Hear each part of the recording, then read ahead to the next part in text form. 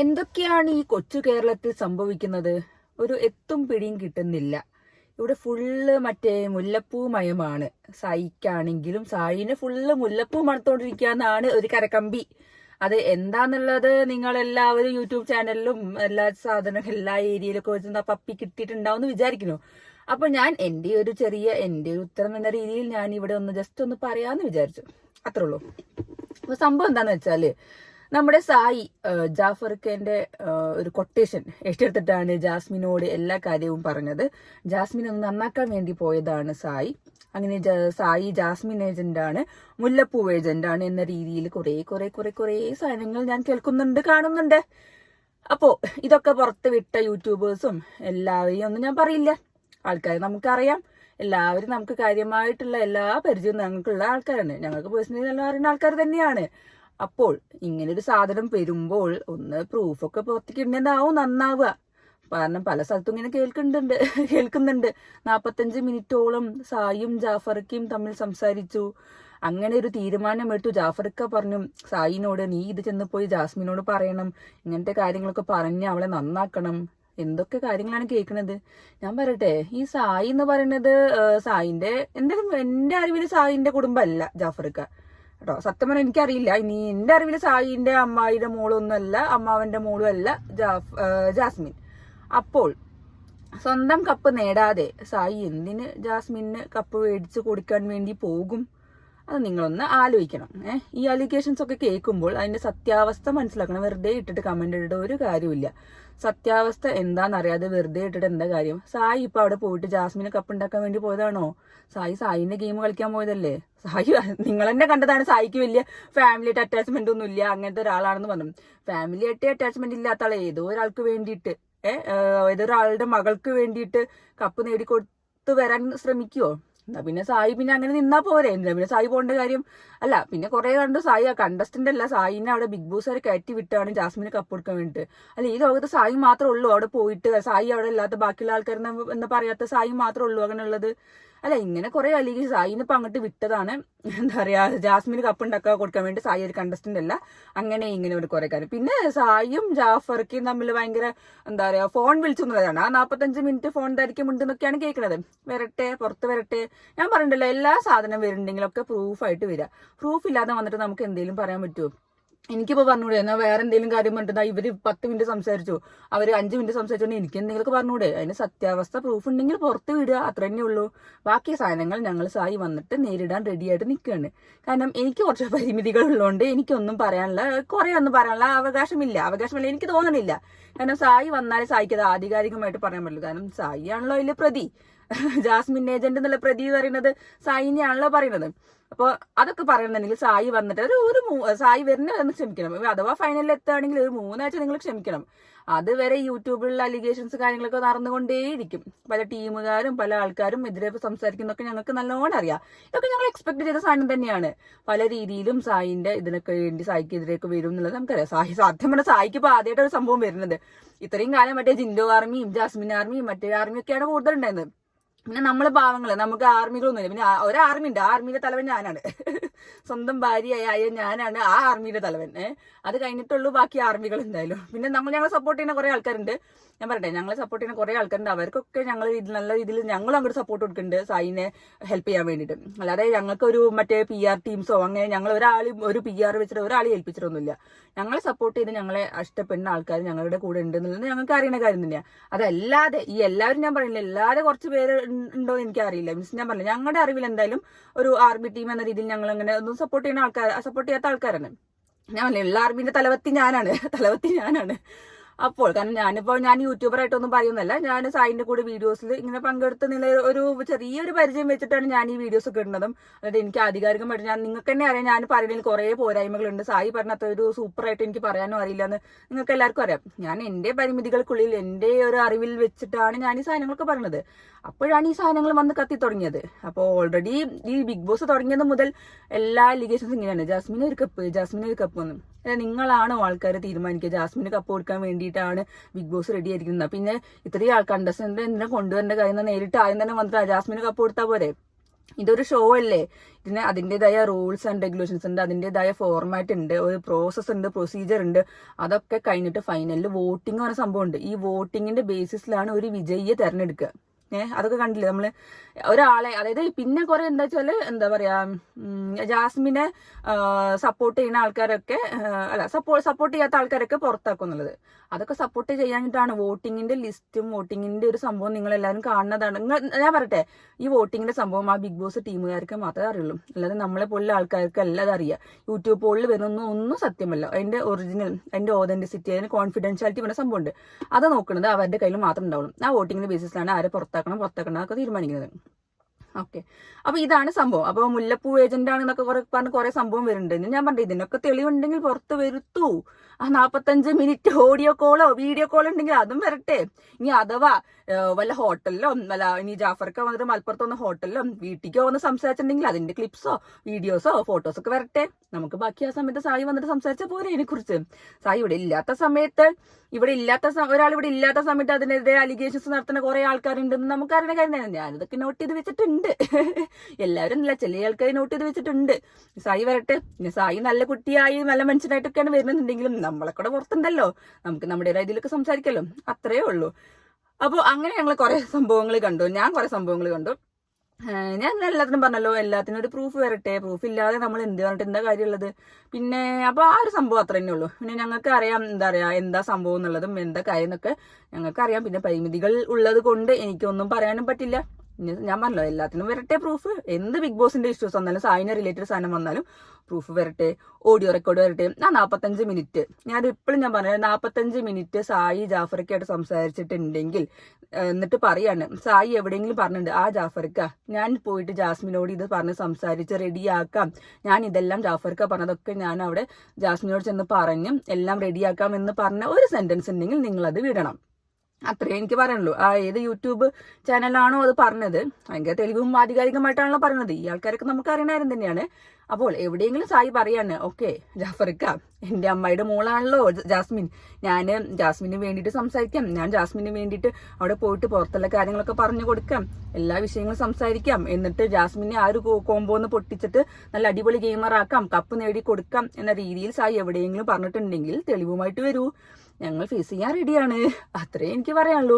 നമ്മൾ കണ്ടല്ലോ ആ ഒരു വർത്തമാനം പറഞ്ഞ ശേഷം വാണിംഗ് കിട്ടിയതും, അല്ലെങ്കിൽ ബിഗ് ബോസിന് ആ വാണിങ്ങിന്റെ സംഭവം ഒന്ന് കട്ട് ചെയ്ത് കാണിക്കുന്നല്ലോ. എന്തുകൊണ്ട് അത് വാണിംഗ് കാണിച്ചു? അതേപോലെ ലാലേട്ടന്റെ എപ്പിസോഡിൽ എന്തിനാ മറ്റേ സായിനോട് എന്തുകൊണ്ട് അത് പറഞ്ഞു എന്നുള്ള ചോദിച്ചപ്പോൾ സായി പറഞ്ഞൊരു ഡയലോഗ് ഉണ്ട്, അത് എന്റെ ഒരു തരം മൈൻഡ് ഗെയിമാണ്. അത്രേ ഉള്ളൂ. പിന്നെ മൈൻഡ് ഗെയിം പറഞ്ഞാൽ പിന്നെ നിങ്ങളെല്ലാവരും കളിയാക്കും, മണ്ടൻ ഗെയിമാണ് മറ്റേ ഗെയിമാണെന്നൊക്കെ പറഞ്ഞിട്ട്. അപ്പോൾ ഞാനിതാ പറഞ്ഞത്, സായി അവിടെ ഒരു ഗെയിം കളിക്കാനാണ് പോയത്. സായിക്ക് നല്ല വ്യക്തമായ ഗെയിം പ്ലാൻ ഉണ്ട്. അത് എന്തോ ആയിക്കോട്ടെ, എനിക്കറിയില്ലെങ്കിൽ എനിക്ക് ഒരു കുഴപ്പമില്ല. സായി അവിടെ എന്താന്ന് വെച്ചാൽ ഗെയിം കളിക്കട്ടെ. അതൊരു basically end of the day എന്താണ്, അതൊരു ഗെയിമാണ്, ഒരു കപ്പ് നേടാനുള്ള ഒരു ഗെയിമാണ്. അത് കഴിഞ്ഞാലും ലൈഫ് ഉണ്ട്. പിന്നെ സായിക്ക് അറിയാം പുറത്ത് എന്തൊക്കെ അലിഗേഷൻസ് ഉണ്ടാവും, എന്തൊക്കെ കാര്യങ്ങളൊക്കെ ഉണ്ടാവും. സായിക്ക് നല്ലോണം മുൻകൂട്ടി കാര്യങ്ങളൊക്കെ അറിയാം എന്നുള്ള ഉത്തമ ബോധം എനിക്കുണ്ട്. കാരണം ഒരു 10-15 കൊല്ലം ഞങ്ങളൊപ്പം കൂടിയിട്ടേ, അതുകൊണ്ട് എനിക്ക് സായിന്റെ കാര്യങ്ങളൊക്കെ എന്തായാലും നല്ലോണം അറിയാം. അപ്പൊ അത് പോട്ടെ. പിന്നെ നമ്മൾ കേട്ടത് എന്താന്ന് വെച്ചാല് പിന്നെ എന്തോ മെഡിസിൻ കൊടുക്കും. പിന്നെ കുറെ ടീം ഉണ്ടല്ലോ, ജിൻഡോ ടീം, ജാസ്മിൻ ടീം, നമ്മളാണല്ലോ കുറെ ആർമിക്കാരുണ്ട്. നമ്മളൊന്നും പാവങ്ങൾ, നമുക്ക് അതിനുള്ള ആൾക്കാരൊന്നും ഇല്ല. ആർമി ടീമൊന്നും ഇല്ലാത്തതുകൊണ്ട് പിന്നെ കുഴപ്പമില്ല. അവരവിടെ നിന്ന് ഒരു വോട്ടിന് 50 രൂപ 500 രൂപ, ഒരു വോട്ടിന് സാരി, ഒരു വോട്ടിന് അരിക്കിറ്റ്, അങ്ങനെ കുറെ സംഭവങ്ങൾ വരുന്നുണ്ട്. അപ്പുറത്തെ ടീം നീ വോട്ട് ചെയ്ത സ്ക്രീൻഷോട്ട് ഇട്ടാലേ ഞങ്ങൾ ഈ ഗ്രൂപ്പിലാടില്ല, അല്ലെങ്കിൽ ഇറങ്ങിപ്പോ ഗെറ്റ് ഔട്ടൊക്കെയാണ് പല ആർമി ടീമിലുണ്ട്. അവർ തമ്മിൽ പെരും ഫൈറ്റാണ് ജിൻഡോയും ജാസ്മിൻ. കാരണം ഒന്നാമത് നിൽക്കണം, ഒന്നാമത് നിന്ന് മത്സരിക്കണം. എന്തുണ്ടെങ്കിലും ന്യായീകരിക്കാനുള്ള ആൾക്കാരുണ്ടല്ലോ. ജിൻഡോന്റെ സൈഡിൽ എന്തെങ്കിലും തെറ്റ് പറ്റില്ല അതിനെ ന്യായീകരിച്ച് വെളുപ്പിക്കാനാണ് ആ ടീം നടത്തുന്നത്. ജാസ്മിൻ ആണെങ്കിൽ ജാസ്മിന്റെ ടീമിൽ നടത്തുന്നുണ്ട്. അതൊക്കെ അവരെ തമ്മിലുള്ള ടീമും, അതൊക്കെ അവരുടെ PR, അവരുടെ ആർമിക്കാർ, അവരുടെ കാര്യം അവരെന്തോ ചെയ്തോട്ടെ, നമുക്ക് അതിൻ്റെ കൊണ്ട് കാര്യമാണ്. നമുക്ക് പാവങ്ങളും ആർമി ടീമോ ഒഫീഷ്യൽ അങ്ങനെ സംഭവങ്ങളൊന്നും ഇല്ലാത്തതുകൊണ്ട് ഞാൻ പറഞ്ഞല്ലോ, സായിയുടെ PR ഇപ്പൊ ഞാൻ തന്നെയാണ്. യൂട്യൂബ് ചാനൽ ഞാൻ പറഞ്ഞല്ലോ, സായി എന്നെ ഏൽപ്പിച്ചാണ് ഈ യൂട്യൂബ് ചാനൽ കൊണ്ട് നടത്താൻ വേണ്ടിയിട്ട്. എന്നോട് പറഞ്ഞ എന്താ റിവ്യൂ ഇടാൻ വേണ്ടി ഞാൻ എവിടെയും പോയിട്ട് സായി സൂപ്പറാണ് അടിപൊളി. ഞാൻ സായിന് എത്ര വട്ടം ഒരു ട്രോളിയിട്ടുള്ള സംഭവമാണ്, നിങ്ങൾ എല്ലാവരും കണ്ടതാണ്. എനിക്ക് ഇഷ്ടപ്പെടാത്ത ഞാൻ പറയാറുണ്ട്. അത് സായിക്ക് ഒരു കുഴപ്പമില്ല എന്നുള്ള കാര്യം സായിക്ക് അറിയുന്നതാണ്, എനിക്കറിയുന്നതാണ്, നിങ്ങൾക്കും അറിയുമെന്ന് ഞാൻ വിചാരിക്കുന്നു. അപ്പൊ ഇതൊക്കെയാണ് സംഭവം എന്നുള്ളത്. പിന്നെ മെഡിസിൻസിന്റെ കാര്യം പറഞ്ഞു. ഈ ജിൻഡോ മെഡിസിൻ കിട്ടിയോണ്ടാണ് ജിൻഡോ ഉറക്കം തൂങ്ങിയിരിക്കുന്നത്, വയ്യാതെ ഇരിക്കുന്നതൊക്കെ കുറെ അലിഗേഷൻസ്. അതൊക്കെ എന്താ നിങ്ങൾ പറയണത്? അതൊക്കെ ഈ അവസാന സമയത്ത് എന്താ പറയുക, ഈ PRT ഈ ആർമിക്കാരുകൾ തമ്മിലുള്ള ഒരു കളികളാണ് അതൊക്കെ. അപ്പൊ നമുക്കറിയാലോ, അകത്ത് ബിഗ് ബോസ് നടക്കുമ്പോൾ പുറത്ത് ബിഗ് ബോസും സൂപ്പറായിട്ട് നടക്കും.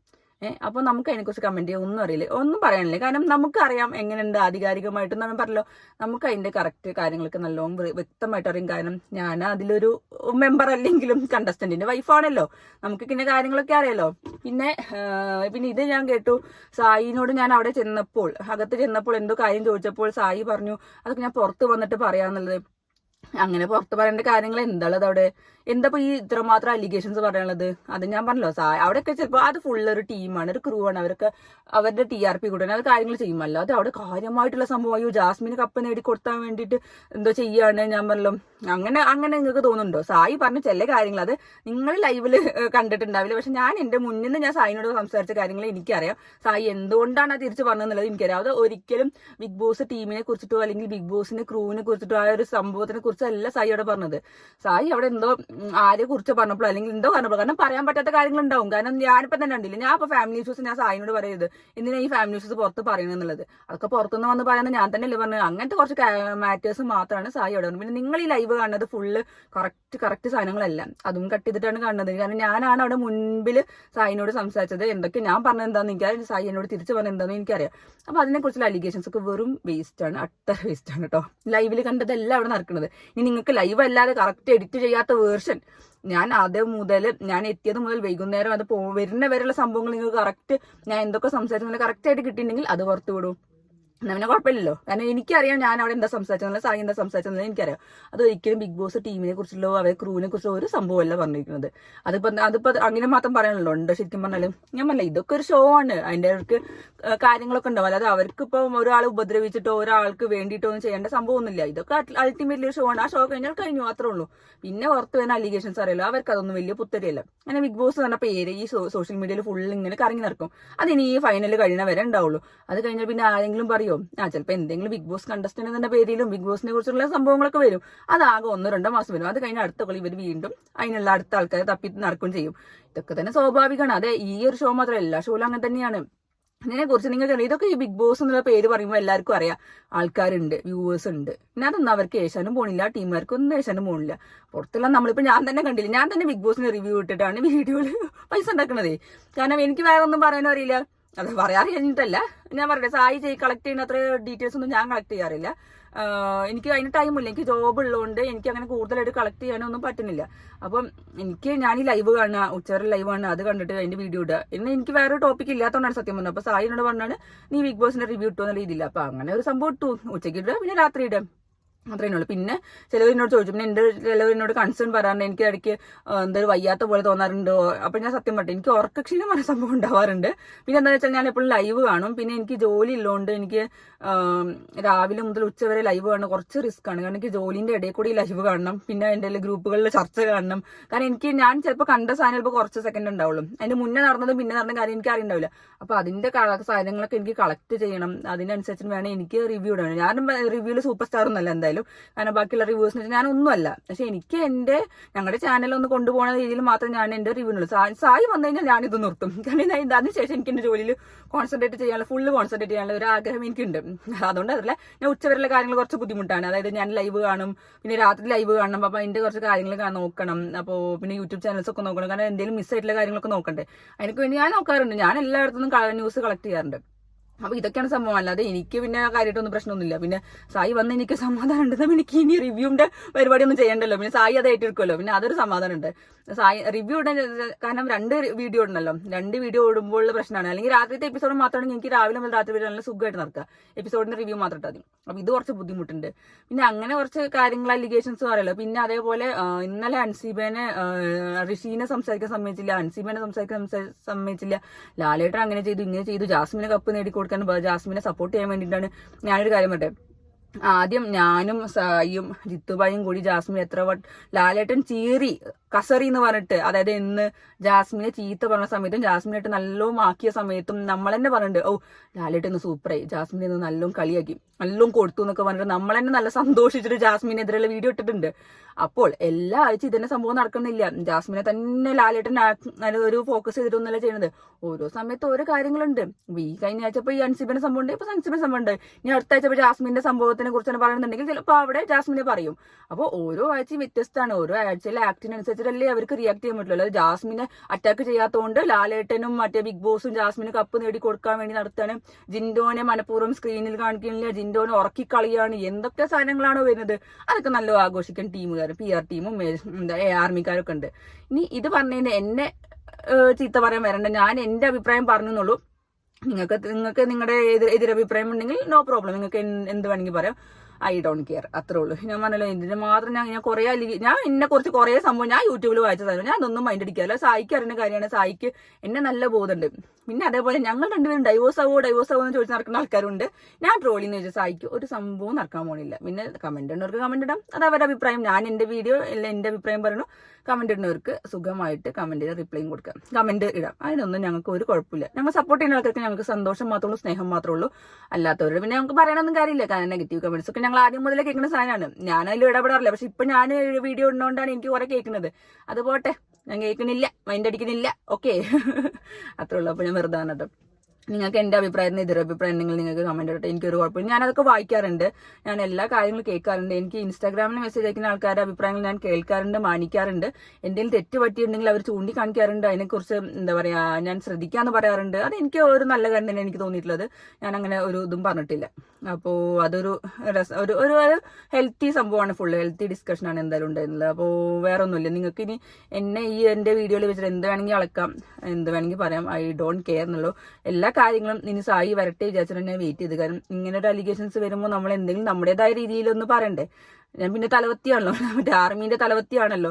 അപ്പൊ അതിനനുസരിച്ച് ഞാൻ എന്റെ അഭിപ്രായം പറഞ്ഞെന്ന് മാത്രമേ ഉള്ളൂ. ഇത് ജസ്റ്റ് എന്റെ അഭിപ്രായം മാത്രമാണ്, എന്റെ പെർസ്പെക്റ്റീവ് മാത്രമാണ്. ഇതൊരു സായി പറഞ്ഞ ഒരാളുടെ പെർസ്പെക്റ്റീവ് അല്ല. സായി വന്ന ചിലപ്പോൾ ഇതിനപ്പുറം വേറെ എന്തെങ്കിലും പറയുണ്ടാവുക.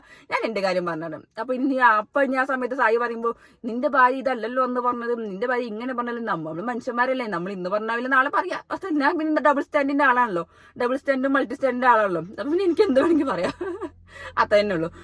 അപ്പോ ഇത്രേ ഉള്ളൂ ചെറിയ കാര്യങ്ങളൊന്ന് പറയാന്ന് വിചാരിച്ചു. പിന്നെ ഞാൻ എന്താ വിചാരിച്ചു, പ്രൊമോന്റെ കാര്യം പറയുന്നത്. പ്രൊമോ വന്നു, നമ്മളെ അൻസിബിയും ഋഷിയാണ് ലാസ്റ്റ് വന്നത്. അവർ രണ്ടുപേരും കാര്യത്തിൽ നമ്മളെ അൻസിബി ആണ് ഔട്ട് ആവണം എന്നുള്ളൊരു വാക്ക് നമ്മൾ കേട്ടു, സംസാരം കേട്ടു. പിന്നെ നമ്മളെ ഡീറ്റെയിൽസ് നമുക്ക് എന്തായാലും പിന്നെ ടിക്കറ്റ് ഫിനാലിന്റെ ഇത് വരുന്നുണ്ട്, അതായത് കർട്ടൻ റേസർ, അത് ഇന്ന് തുടങ്ങും. അതിൽ ജാസ്മിനാണ് ജയിച്ചു നിൽക്കട്ടെ, നല്ല കാര്യം.